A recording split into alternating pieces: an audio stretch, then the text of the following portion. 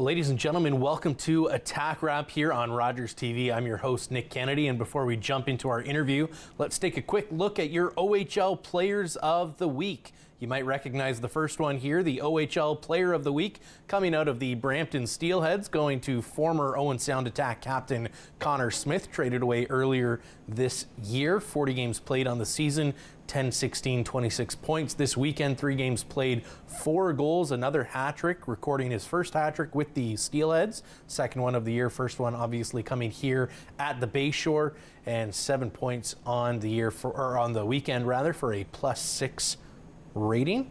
Your OHL goaltender of the week coming out of the North Bay Battalions, going to Mike McIver. 3 games played, 3-0 for a 1.67 goals against average, a .950 save percentage, a shutout, and 95 saves on the weekend. Congratulations to Mike McIver. And your OHL rookie of the week going to Zachary Jovanovski, 2-1. That one coming at the hands of the Owen Sound Attack for a 2.67 goals against average, a .921 save percentage, and 93 saves on the weekend. Congratulations to Zachary on that performance. And now back here in studio, I'd like to welcome Greg Hoddinott to the show, the manager of communications and marketing and communications. Same thing. Same thing. Same okay. thing. Excellent. How long have you been with the team? This is season 9. Season 9. Okay. Yeah. Is this like? Did you always dream of being like an OHL front office manager of communications and marketing? Not at all. It's kind of a funny story. So I mean, like I went to school for the business of sport at Laurentian University. I spent 5 years there, working in the athletic department there. In the end, I moved here because my wife now got offered a job, and she's from the area. And the old adage in family life is you don't turn down a job in your backyard. And so like I came to the area doing a lot of things, but I never was like, I don't want to work in hockey. I grew up playing it, but I never really wanted to work in it. Right. And then, Brent Fisher left, and it was like, well, and here I am. So, it's been a lot of fun. I think some of the concerns I had about making that change are gone. That's not that's not what I was worried about. So it's all good, and it's always fun. Like, the guys are awesome. There's always a glass half full mentality, and it's kind of contagious when it comes to that sort of thing. For people who have seen you, let's say kind of pre-game, you'll be out on the ice a little bit, getting things ready for anthems and helping. You kind of do a little bit of everything. You roll up carpets, you pick players up from the airport. Can you give the fans that see you around every game sort of a breakdown of what your role is? So it's an all-encompassing role. I mean, it starts with really what my primary role is, actually selling sponsorship. So it's selling all those ads and making money for the team, and trying to, I always joke, paying for sticks. I feel like a hockey dad paying for sticks most days. But reality, there's that. I manage things. We have Amelia Boyd who does our communication side of things. So the communication end of my title is kind of managing that and adding in my insight into things where, what I feel needs to change or be done. From a game day perspective, that's kind of my end of things as well. It's executing those sponsorship things and bring, the giveaways and trying to make it a more entertaining atmosphere, whether we win or lose. Right. That's one of the challenges. We can't control the outcome of a game or how fans will see our team. But if you come to the rink and you're having a good time, that's kind of on me a little bit. And and other than that, we really, as a team, as a group in the office, we're all together. We're our own little team. So you see me rolling carpets, it's because someone needs to roll a carpet and someone else is doing something else. So I'm just doing it because it needs to get done. I think I've been the cameraman once in 9 years or twice. I've been the in-stands host once or twice. And, again, it's just getting things done when they need to be done and being that person. If you think about our players, it's no different than you move from one line to the other. You're asked to kill penalties. You're asked to, everyone in our office, they're doing the same thing. A year ago this time, they were all pinch hitting for me as I was off a little bit with some issues. So, it's no different. It's kind of like that Owen Sound Attack mentality of hockey is off the ice as well as on the ice, and not even just for players, but coaches, managers, all of the other roles around the team. Yeah, and honestly, it's something that's ingrained from an ownership point down. It's not. And I mean, originally, ownership, and then the late Ray McKelvey was, when I started, that really was the way he operated. He really cared about the people, and that's just contagious, right? It's like a lot of things. It's another one of those things that's contagious. You get in there, and if you don't fit into that environment, you don't last long. So, and I think that's me. I like that. Hey, we at the end of the day, my favorite moments of a game are before the gates open, a little while before the gates open, because there's an energy in the building that no one else. If you're in the business, you know it, but if you don't necessarily know it. And then when everyone's gone, and you can feel everything you've done. Did we accomplish something? Did people leave happy? You see the picture of the kid with a big smile on his face, or we win or lose, right? Those are the wins that we get in the front office anyway. Awesome. So when we'll say when London comes to town next week, and they take a penalty, and somebody hears Fred go, the attacker on an Ice River Springs power play. That's kind of your doing there. You've sort of solidified that. So that's just in one of those integrations of a corporate partner. We have 170, I think, something like that, different corporate partners that are involved to varying degrees, really small to very big. And they all play a different role, and that's it, and we're working with them too to get them out of their shell and do some things like these giveaways and different promotions. I mean, the Grey Bruce Dairy Farmers had a game night there a couple weeks ago, and they brought things for the 3 stars. Hey, well, can you throw this out to the fans? And yeah, let's go. Let's have fun with it.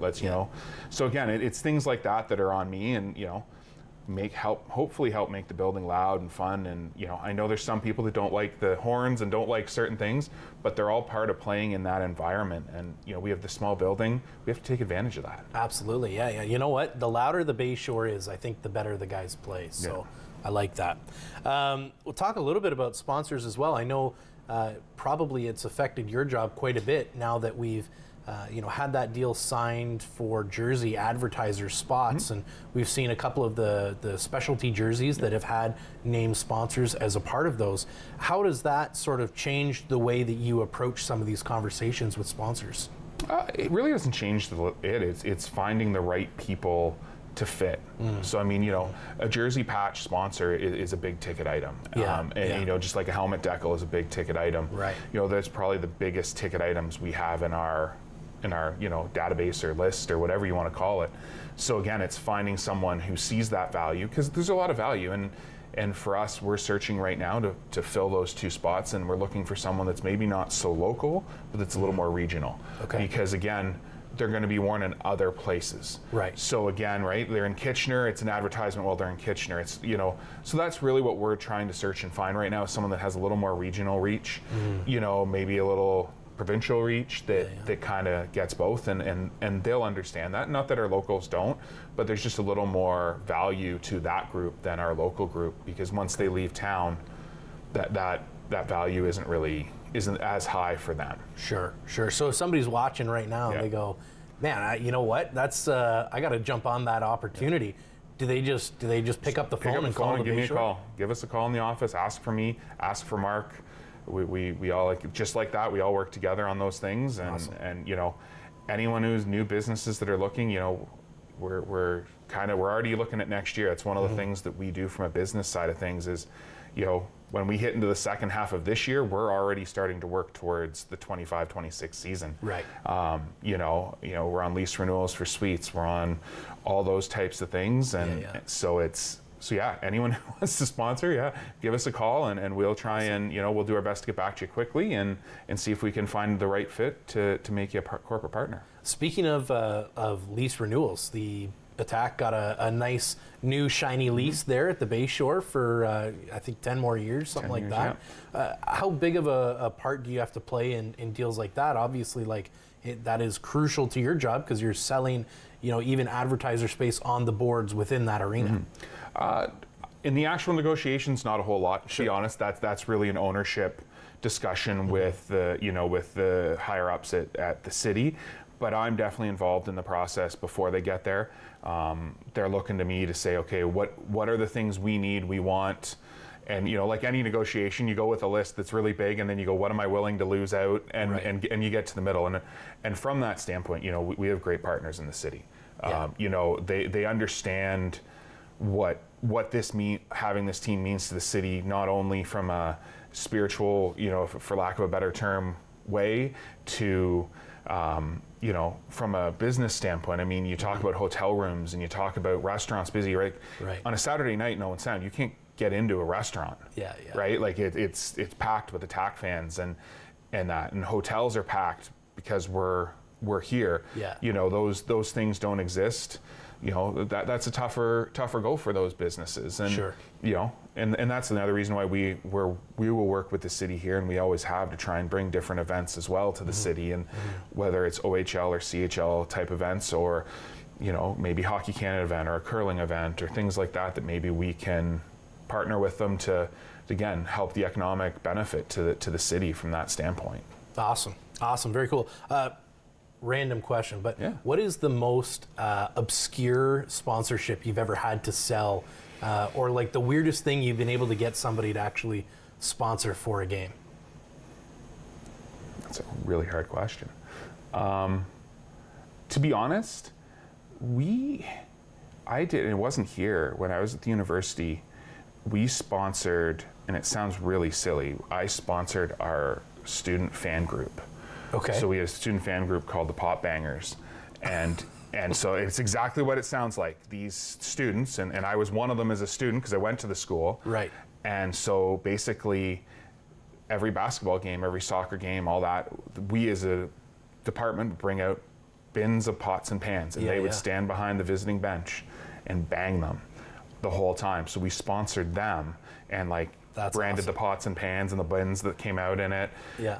I mean, even thinking about, if you look at our, we've had in the past a sponsor for our skate kids who clean the ice. Right. At one time, you have a logo on their back, a logo on the shovels, a logo on the bin. Right. So there's nothing really obscure. It's crazy. I love minor league baseball for ideas. Okay. They have the craziest, most inventive people in sport business. Yeah.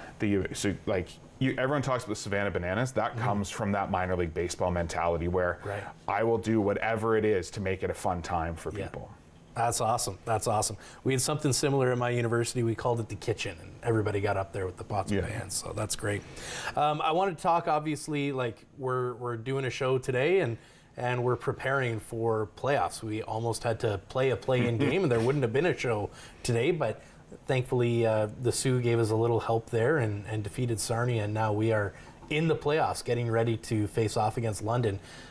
Talk a little bit about just the I guess we can call it the overachieving team that we have right now. There were a lot of people that counted this team out at the beginning of the year, and you would have had a unique perspective on that, just hearing from the other teams and working with the CHL. I mean, point blank, yeah, you're 100% right. I mean, that first power poll, we were 20th, and I don't know for how long we were 20th, right? I went to league meetings, and lots of talk was, you're going to have a tough year this year. It's going to be a really tough year. And the difference for us here, in all honesty, is how our fans view our team. Right. And we really, our fans cherish that hard, blue-collar work ethic. And that's what we got back to this year. We got back to outworking teams. And that's why we're where we are. Yes, we can talk about goaltending. Carter and Corpo have been great this year. Bennett in the short stints, we've had short stints of Michael Deck and Mason Roy, and all those things have helped throughout the year, in and outs of some players traded, current player of the week, Connor Smith, he was an animal. I know we didn't see him a lot this year, but man, he was an animal. And even when he was hurt, he was out on that ice trying to help guys get better. And, was it a surprise? Yeah. I mean, did I think, being completely brutally honest, did I think we were going to be playing in the last week for a playoff spot? In the summer, I didn't know, right? You look at what you're losing, and you look at all those things, and you go, I did predict to Dale DeGray at one point that the Guelph game would matter. Yeah. That was going to be, I honestly thought it was going to be Guelph and us battling for that kind of spot. But, I do think surprised isn't the right thing. Like when they hired Scott, immediately you saw a change in behavior, even like listening to hearing him talk to players and seeing things like that. And even our fans, what he said, he brought back all those things that have made this organization so successful. Yeah. And, you know, and then you bring in Regan and you bring in Brandon, and again, like, they have to take all the credit, because they've helped sell the building out by creating that mad dog mentality on the ice, right? Right. 60 minutes of hockey every time. And you know, once you started to see it, you know, we took London early in the season, you're like, this might not be as bad as we think it's going to be. Yeah. You know? Now, I don't know what the final tally was, and Regan's probably sitting at home going, Greg, it's this number. But I think it's probably in the area of the 40s that we had 1-goal games this year. And if you take out empty net goals against, they're all probably, we're in the area of 40 of 68. Yeah, I think if you take out empty net goals, we're close to the 40s there. I think true, like, you know, on the record 1-goal games, I think we were 25 by the end of the season. But even that. And then the number of 2-goal games, though, that there was an empty netter, like, you're getting up there. You're getting near 40 there. And again, right, just young team, you know, you have that young team, and you started to see it at times, right? Bowie has a stretch there and starts to go insane. Yeah. Zorowski kind of finally settles in and starts to put up numbers. And just like a normal 16-year-old should, it ebbs and flows, right? They're going to score in bunches, and then they're going to go a little cold, and then they're going to come back. And, you know, I think that's the future to look at. It's going to be really exciting going forward, and I mean, it's exciting for the playoffs. But absolutely. So what kind of role then do you guys now have to play? Obviously, you're kind of sitting there waiting on bated breath. Are we going to need to do a 2-day turnaround, or not even a 2-day, but like a kind of a 48-hour or 36-hour turnaround to get a game ready for what would have been tonight? Or are we, you know, trying to get ready for London and getting ticket sales for, you know, next week's Tuesday, Thursday? What kind of, how does that whole process play out for you guys, say, you know, by the end of, we'll say, Saturday night's win? So actually, it starts 2 weeks before that. Okay. Like I know in sports you don't ever, it's like the shutout like that, you don't say anything, but we can't wait. So, you know, we started looking at where we were, and you know, I think the last 2 weeks of the season, we had a meeting, and I said, well, at the end of this week, we could either be in, we could be out, or we could be exactly in the same spot. Yeah. And we came back the next Monday, and we were 2 points better or a point better in the exact same spot. But so we had started to prep already. So we knew what the things were. So in the back end of the ticketing system, there was a game for the tiebreaker game set up. In the back end of the ticketing system, once we had we had both a Windsor and a London series, because we knew at that point we had potential of both. Right. So nothing's live, but because you just can't turn stuff around like that so quickly, right? So you work at it, and you know, and it is. We get our 2 points on Saturday night, or I think it was, we didn't get the points on Friday night in Kitchener. Yeah. So then we're like, oh, Saturday's going to matter, and now Sunday was going to matter too. And so we did the same thing. Everyone was watching, and we all had a role. It was, once the game's over, what are we doing? Had Sarnia pulled off 2 points, tickets for the tiebreaker game were being made live at 6 o'clock on Sunday night. Yeah. And we were social media. We were ready to go. Right. And you know, I always joke, Dale likes to say, you know, we don't talk about things or do things before, but there's certain things you just can't not, right? Right. And you know, as happy as I am to not be playing tonight and be here, it kind of would have been a really neat thing to have had that tie-breaking game. I mean, I just think chills go down my spine when I think about what that building could have been like tonight if we were playing in that game, right? Like, you just think about what it's been the last couple of days. Think about a game 7, do or die, all those people. You know, that's something special. Don't get me wrong. I'm glad we didn't have to, because there's always a risk. Yeah. But there's always that little part of me that's like, you know what? It could have been a lot of fun tonight to play that game. Absolutely. And you know what? The playoff games that we're going to get at the Bayshore, I think are going to, you know, for some of maybe the new fans this year that haven't been to a playoff game before, I think that's going to open their eyes to just how wild playoff hockey at the Bayshore can get. We had Alec Leonard last week saying that this was always one of his favorite buildings to play playoff hockey, because the atmosphere is just so different than any other rink that you go to, because it is small, it's so loud, it feels like the whole ground is shaking because people are cheering so loudly. So well, yeah, and I agree. Like, Alec will have a unique. This will be, you know, for him it'll be a unique situation for him, because now he's going to have played played a playoff series on the other side, and now he's going to get to play one on the side that they actually like you. Exactly. Exactly. Things like that. So I mean, it's, and I think they're going to, I encourage the fans to bring it. We've got the paper clappers are ordered. They'll be on all the seats. Perfect. Let's make noise. We're already at, I want to say over 1,300 for both games in 2 days.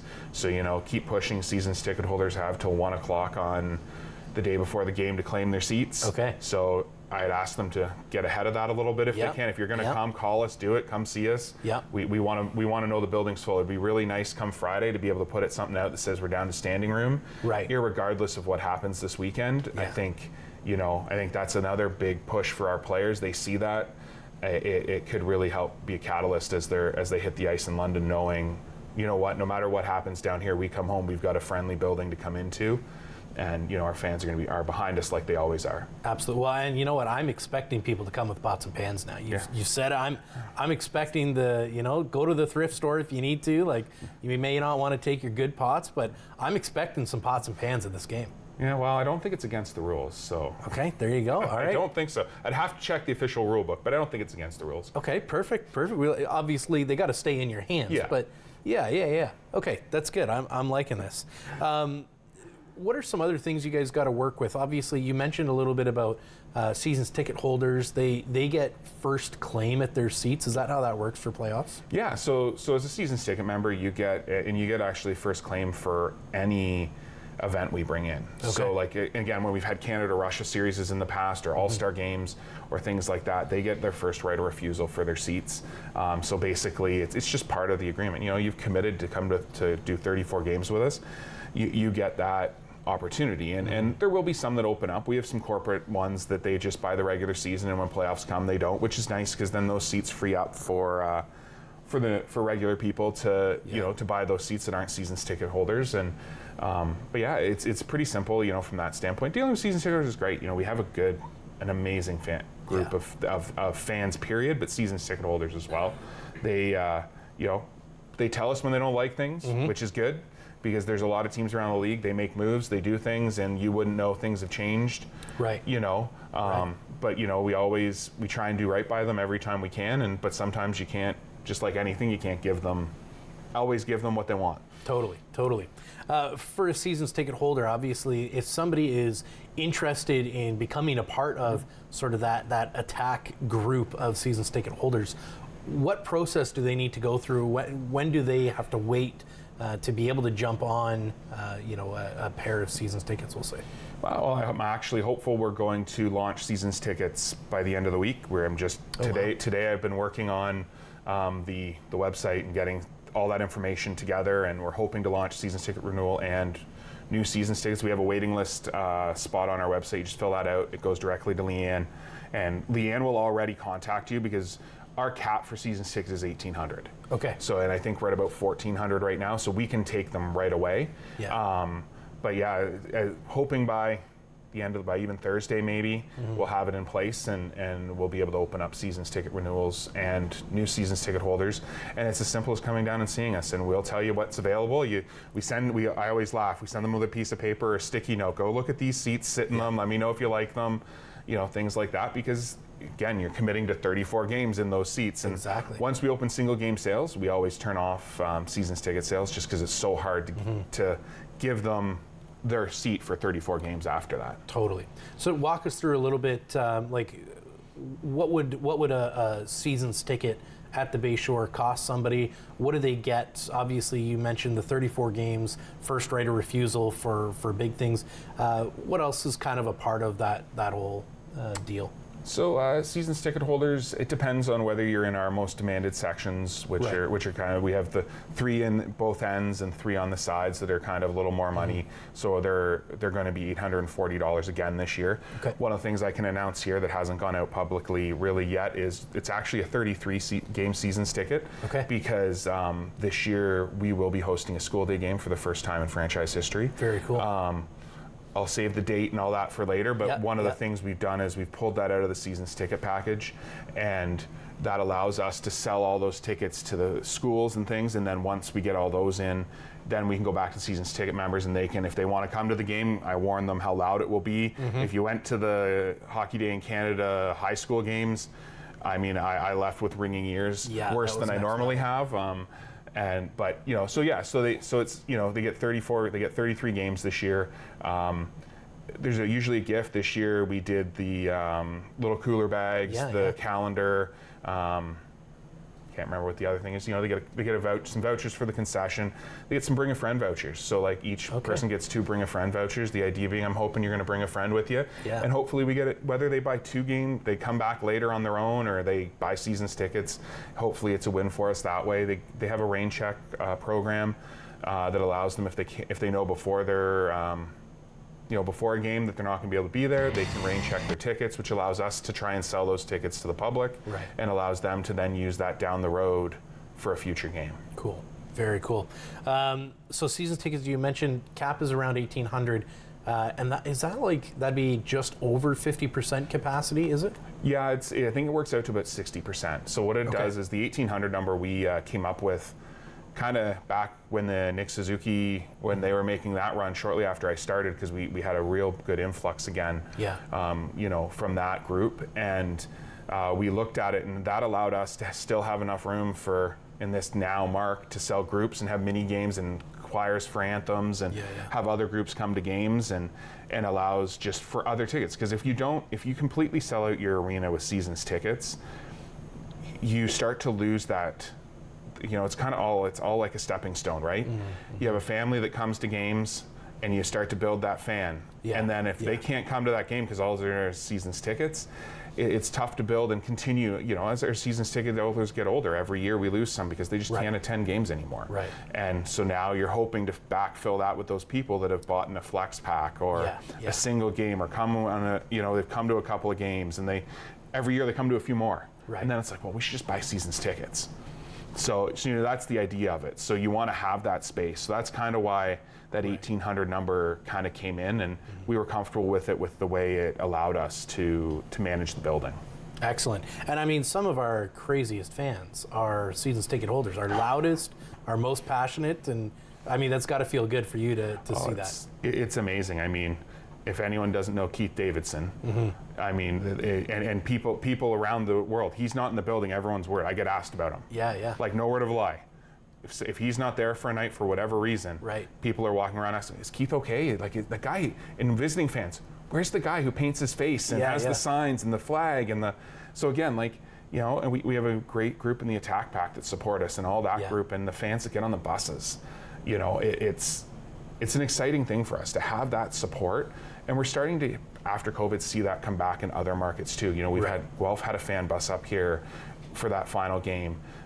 Kitchener had one for the last game they were here. So again, we're starting to see, which for me, it sounds silly, but is really exciting. For sure. And not to cut you off, but we're just going to head to break here, and we'll be right back with more Owen Sound Attack action and info after this commercial break. We'll see you right back here on Rock.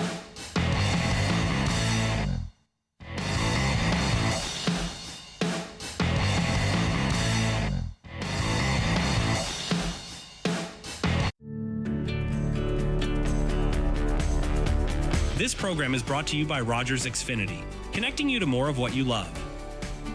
Visit Rogers.com for more details. Team A is going to be my hands on the seabed replacing pipeline. They are the elite few with the most dangerous job in the world. A snag! Diver 1, where are you? He's gone.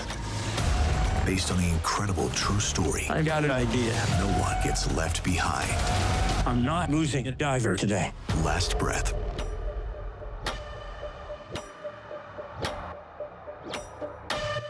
Trust me, you are not going to want to miss this. Welcome to the little shop of spring magic, where anything is possible. It's magical. 13 pastry prodigies will create stunning sweets. It's extreme. The baker who's got the magic touch. This is taking me back to my childhood. will win it. Most magical title of all, Spring Baking Champion. Now that's what I call spring magic.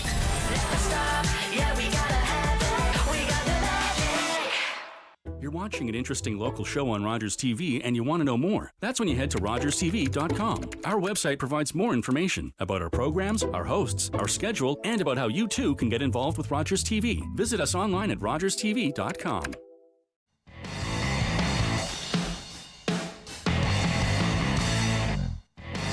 Ladies and gentlemen, welcome back to Attack Wrap here on Rogers TV. I'm your host, Nick Kennedy, today joined by Greg Hoddinott in the front office of the Owen Sound Attack organization. And we actually have a trivia question for all of you watching at home. I got to meet a couple of you this past weekend against Guelph, so that's great. Make sure you get those phones out, because our question for this week is, the Owen Sound Attack quarter century team was named, and this sounds similar to last week's question, by the way, but it is different. Who were the 6 players named to the second team?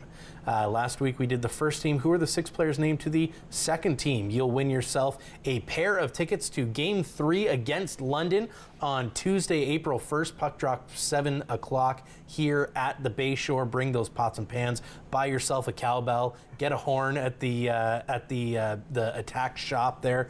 You got to come decked out. Make sure you're wearing red. I don't want to see any green in that building. So get those jerseys. Get red. Get black. Make sure you're coming loud, and you know it's going to be loud. We're going to be sweaty. It's fine. We're going to be packed in there, and it's going to be a good time. Yeah, no, exactly. It'll be a great time. You've seen, I'm sure you've seen a lot of playoff hockey at the Bayshore. Is there a playoff memory or a playoff game that has kind of stuck with you, whether it was the atmosphere or what happened on the ice?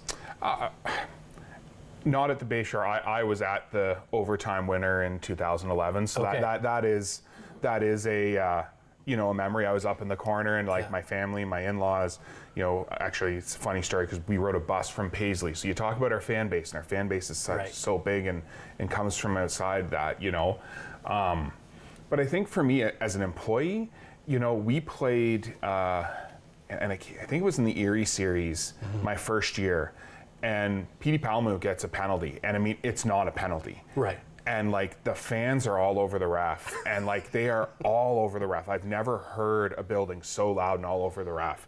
And all of a sudden, our video replay guys throw it up on the video board, and literally you see all the refs go over to the center and confirm over, then they skate over to the visiting bench, and the visiting bench goes, yeah, okay, whatever, we get it. And then they skate over to, and all you see is Petey come out of the box, and I mean, it was as if we just scored an OT winner. Right. Right? It erupted, and amazing. Because again, everyone did that. I mean, funny things would have been a couple of weeks ago when all of a sudden organically a "We Want Pizza" chant breaks out in our. Right. Could timing have not been any more perfect for Hookie to score that goal and then it get reviewed? Yeah. That Freddie gets the announcement of one more goal and there's the Domino's pizza deal and it's just could it not have been any more perfect? So out of that, we now have a "We Want Pizza" graphic for the video board to do it. And again, we just talk about those organic things and those fun things that everyone left going, I can't believe they just did that on their own. Yeah. That's awesome. That's fantastic.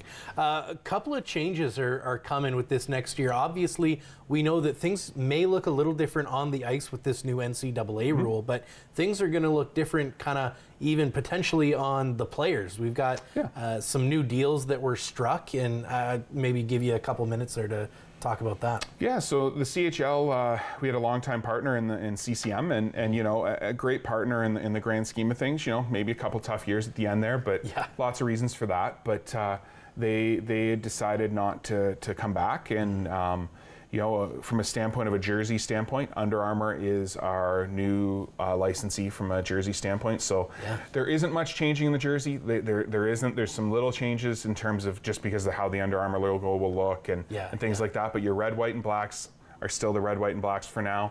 I can't say whether at some point we'll probably look at it. We've had the same look for a long time, and not that we don't like the look, but there's also some, could we tweak something a little bit here and there to make it a little bit better?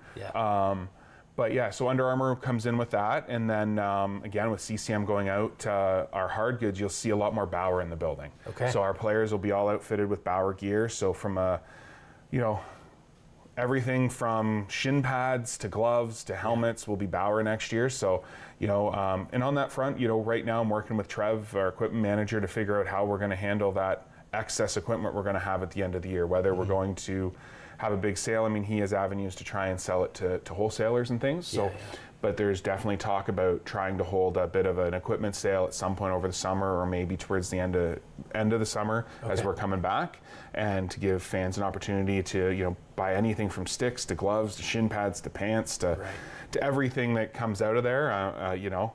But as Trev has told me, he doesn't think he's ordered any more sticks than he has in the last little while. Okay. Because he's already started orders for next year because they all have to start to go in now. Well, and that's got to be a huge job for the guys on the back end there. You talk about Trevor and, you know, having to now kind of replace that whole stock of things. And I'm sure for you guys, we've seen you blowing out your stock now of CCM stuff. I guess you're you know, maybe showing people the back end of why there is currently a 40% off sale at the Bayshore on all CCM merchandise. Yeah, and 100%. That is the reason why it's on CCM merchandise, and it's not a negative against CCM at all. Sure. It's just that there's a change in our suppliers, and at the end of the day, you know, when we bring in a new supplier who's come on and are supporting the league and ourselves financially in certain ways, we want to make sure we're providing them with the landscape that they should have. Yeah. So that there isn't a CCM jersey up there or a CCM toque. It's only those other Under Armours or the other brands that you know have come in those places. Makes sense. Now,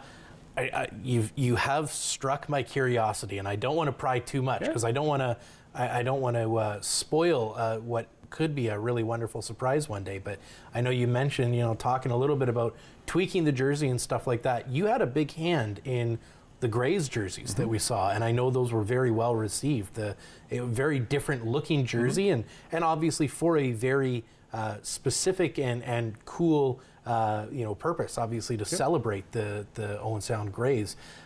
Talk a little bit about sort of what goes into I guess planning for and executing a jersey. Maybe we'll say a specialty jersey first, and then you know, you've been around for jersey changes in the past. What goes into something like that as well? It's, you know what, some are easier than others. You know, a specialty game example being like Hockey Fights Cancer. Evan Longland and I, we sit there and try and come up with different ideas. The Hockey Fights Cancer thing, we've done them a lot of times now, and in trying to pick a different design is getting harder and harder. You know, the G-Man Cares one came organically, to be honest. It was something that came from the Webster family. Here's some things, here's the colors. And you know, we have some great partners in Cat Stitch who help us with those jerseys. And then sometimes it's, you know, we send an email to Ken that says, we don't know what to do with this. Here's the colors. Give us a wild one, give us a simple one, and we'll come up to something in the middle. You know, so those are always fun because they're a little tighter turnaround. We can do something a little crazier. You know, next year we have a specialty game that I think, you know, the lacrosse community is going to really like. I'm not going to get into it now, but I think they're going to really like at the end, and it's going to a great cause from the lacrosse community. So they're going to really love that. But you know, from a standpoint of the Grays jersey, I mean, that was a bit of a labor of love. You know, we couldn't have imagined how successful that actually came out and turned out. Like when we got the jerseys and we opened those boxes, you know, all you get is a piece of paper with a picture on, and you're like, oh yeah, that looks good. That looks good. But when we pulled it out of the box, and it was just like, oh, that you know, we were really happy, obviously. But then to have it go so viral, and we sold out in, I don't know, 36 hours or 12 hours or something like that. But it took Evan and I over 2 years. So you can imagine 1924, what a picture looks like. And FYI, the crest on the front is not what was on the 24. We after committing to it, I don't know, it was a month later, 6 weeks later, Evan might correct me on this, but we had a historian come up to us and say, oh, I found a picture. We had been battling between whether it was a tiger or a crest. It was a tiger. It was a tiger. So, but it turned out awesome. And at the end of the day, you know, it wasn't going to be exactly the same. Sure. But again, so the same thing. If we do something with our game jerseys at some point, we're not an organization that just throws a jersey out there. We try and have something special about it and have it tell a story or you know, different things like that. We did a warm up the one year for an anniversary year, and like we took pieces from different jerseys we had and combined them into that jersey. You know, and so that, you know, and when someone asked me on an interview, I said, well, the numbers are from the blacks from the championship year. This is from this year, and this is from the first year, and so again, you kind of have some fun with it, and at the end of the day, we just hope we create something that's really fun, the fans like, and they want to buy.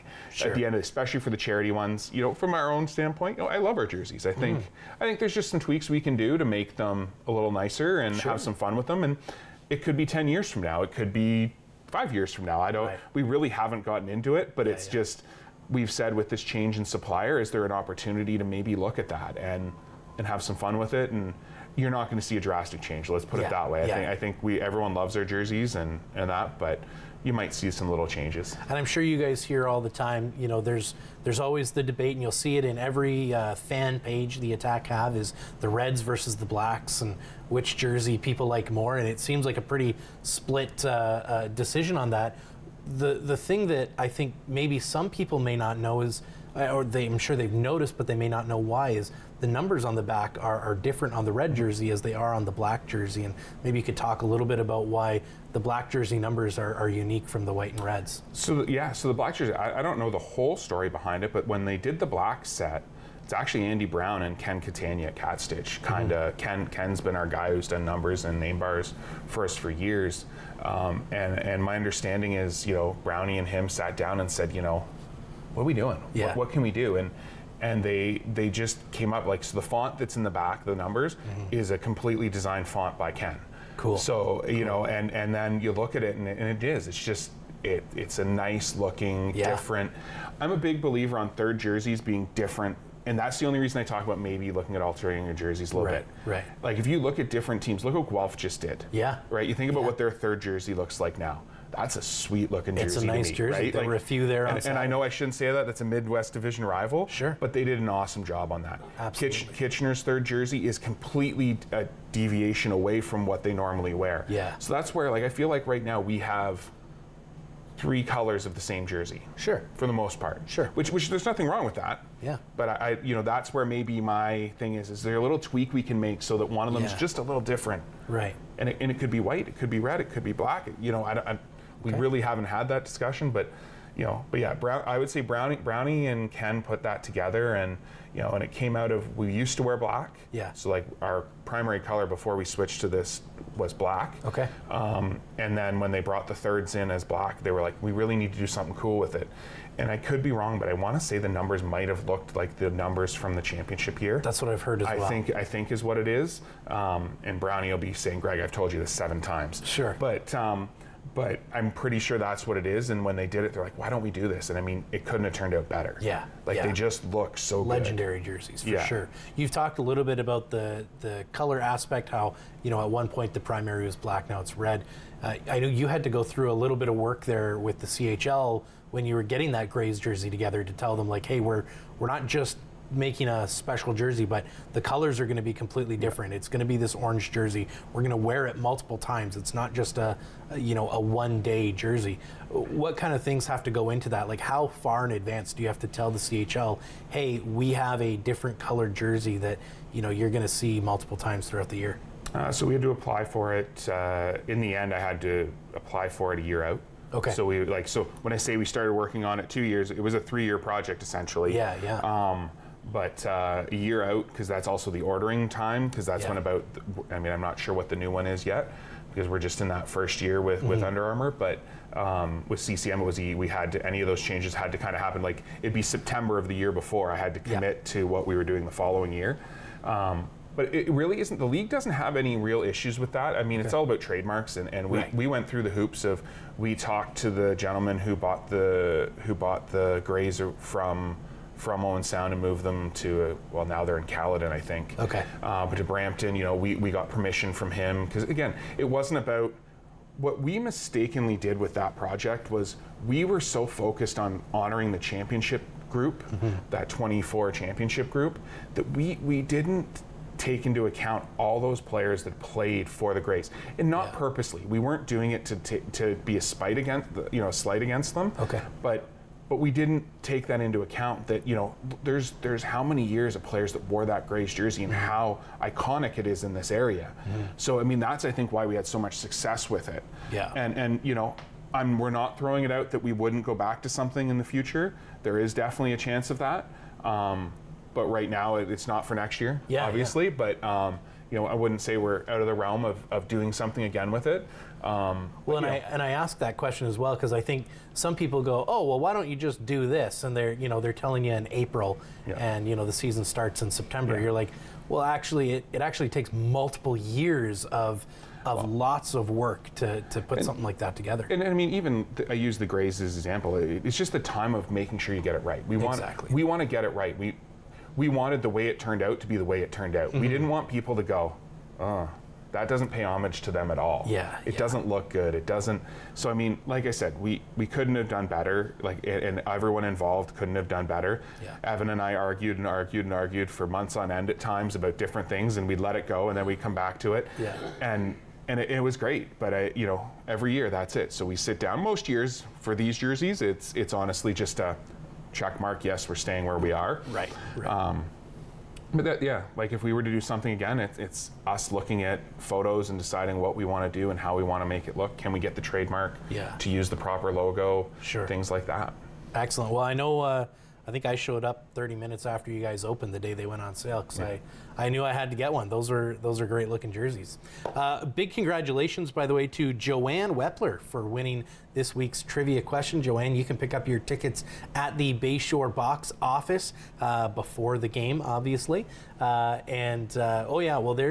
your answer right there. You got Garrett Wilson, you got Brad Richardson, Colby Barlow, former captain here, Sean Dursey, Bob Sanguinetti, and Michael McNiven. So congratulations to Joanne Wepler for getting that answer correct. And you've got yourself a pair of tickets to Game 3. It's going to be loud.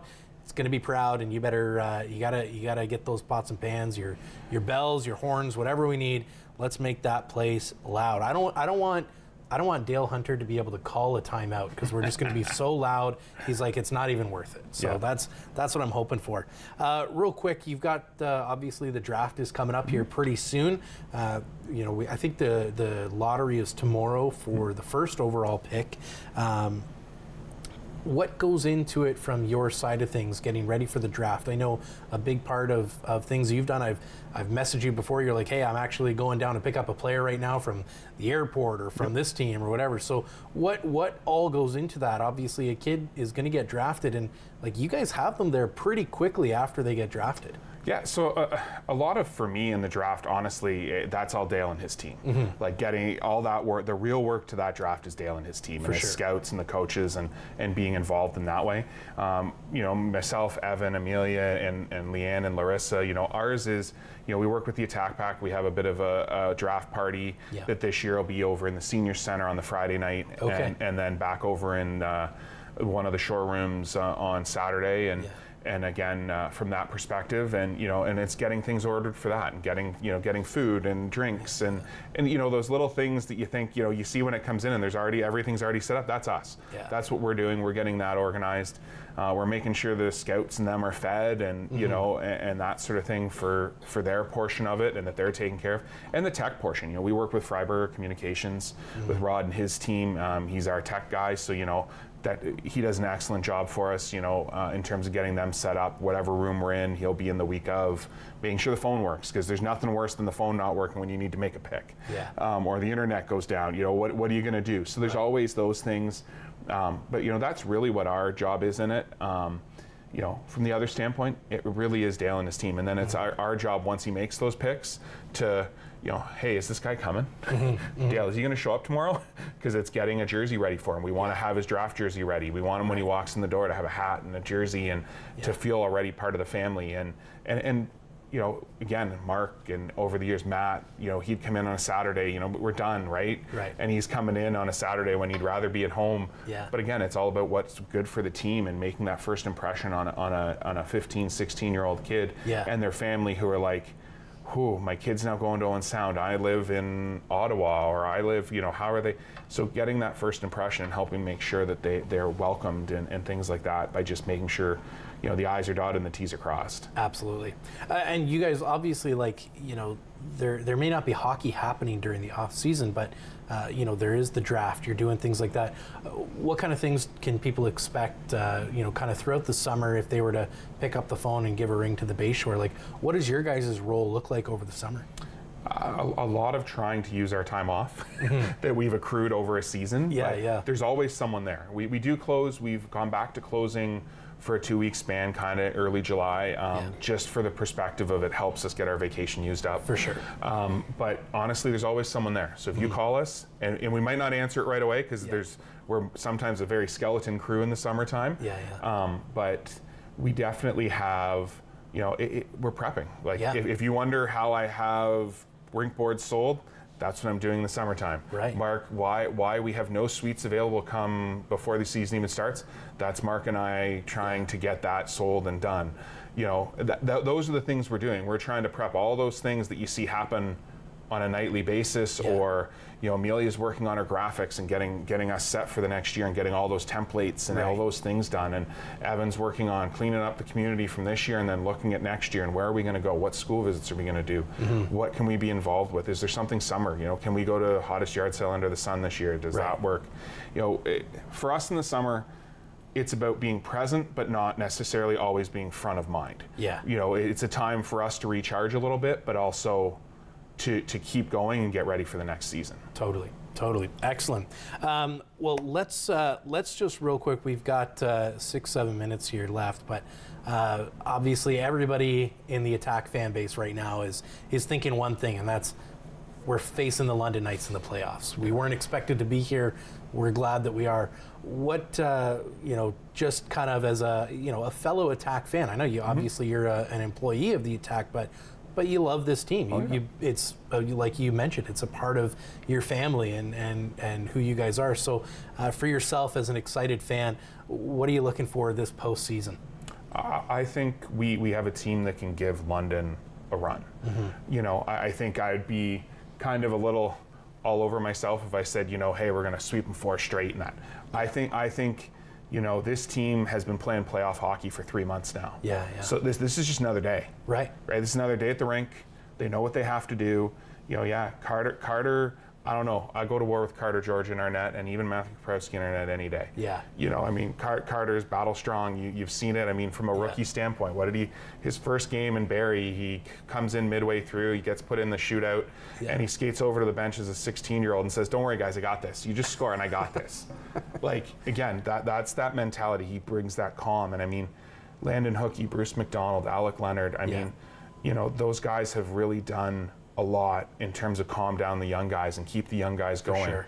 You bring in a guy like even Tersini and Cormier who've done this. They get their roles, right? And it's ebbs and flows. I think it's going to be fun. I'm not going to predict a win or a loss or a number, but I think all I can say is I think it's going to be close games. That's a pretty bold prediction on my part. It's the way the season's gone. But I think London's in for a battle. I don't think this is going to be, whether it's 4, 5, 6, or 7 games, they're going to have to battle for it. And at the end of the day, I think that's what we love. And if we can do that, that's what we really need to do. And it's playoffs. We're all back to even. Absolutely. It's only the team across from you. Absolutely. We battle hard enough in 4 games, we could have the biggest upset of the year. That's true. That is very true. Honestly, you look at the way this team has played and that no quit attitude that we have become known for this year is that is the kind of attitude going into the postseason that creates upsets. It causes teams that are sitting on a pedestal to all of a sudden have that foundation shook a little bit. And this team is definitely capable of doing that for sure. For sure. And that's like I said, I think our leaders can do that, and this young group, I'm excited to see what they can do in these next couple of games. Absolutely. You guys have obviously been hard at work behind the scenes getting ready for this. I mean, the moment that you see the Sioux win, all of a sudden, it's not just tickets, it's not just, making sure we're ready for the home games, but it's making sure the away stuff is ready. The guys are taken care of. You got the buses, you got the hotels, you got the meals, you got all that worked on. And you've got a great team there, obviously, both in front of house and back of house. In a minute or two, what are just some of those elements that kind of make it feel like a team? It's honestly, it's just the way like I said, it's top down. It's an ownership thing. It's when I started working there, the first thing I was in there with my youngest at the time, she, I don't know, 6 months old, 7 months old, and I had to go into the office for something, and I had her, and Ray McKelvey just goes, "Oh, here, I got her. Go," right? Like, awesome. Do what you need to do. Yeah. And I use that example because that's exactly what the mentality is among our staff. Right. Shawzy's got the bus booked, the hotel's booked, the meals planned for, Regan's working on what he needs to work on, Scott's working on what he needs to work on. We're at the front doing what we need to do. Hey, do you need help with this? I can do this. We're all just, that's the way we've always worked. And it's this year more than ever that has really come back, and it honestly comes from that top down and that rejuvenation this year, and which has again brought that fan base back even stronger than before. Yeah, I mean, you see the people, they're excited about it. Like, people have been able to sense a tangible difference this year with the Owen Sound Attack. I think, maybe more than ever before, there is this return to form or return to identity of kind of Grey Bruce, Owen Sound style hockey, and I mean, we're seeing it everywhere. So that's fantastic.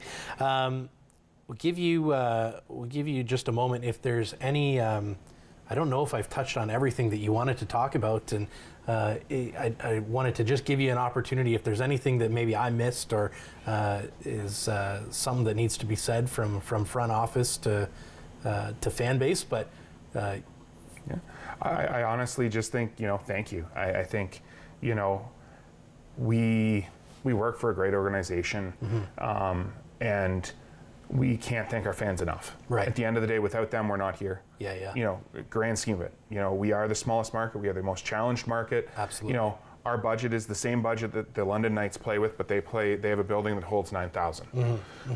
So again, our fans supporting us and going on the road, coming to games consistently, buying seasons tickets, buying stuff in the store, spending money in the concessions.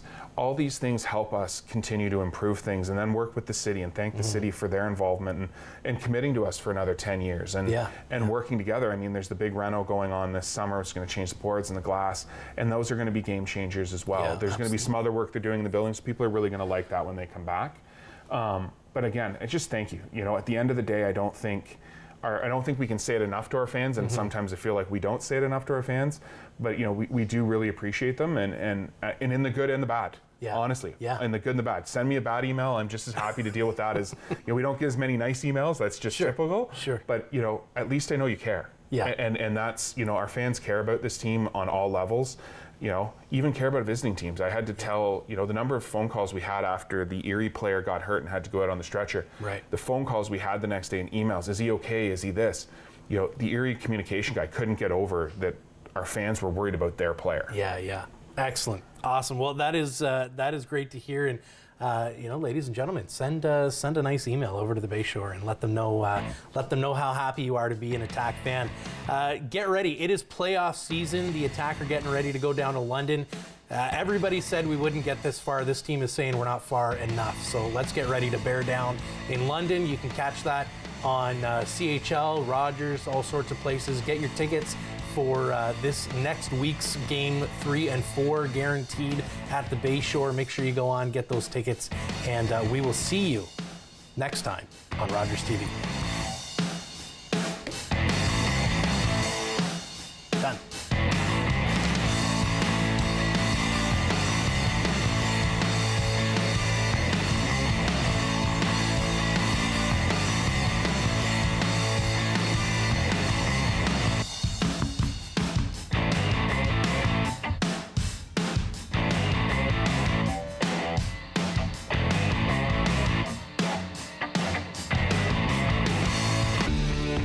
Connect with us by visiting our website or email us at comments@rogerstv.com.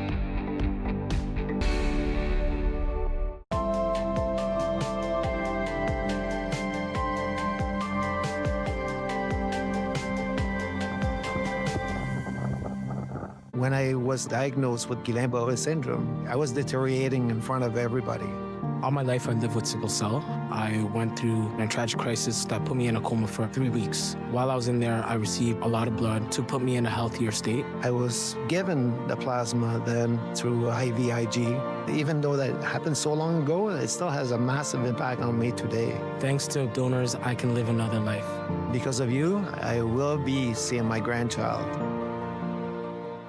Trust me, you are not going to want to miss this.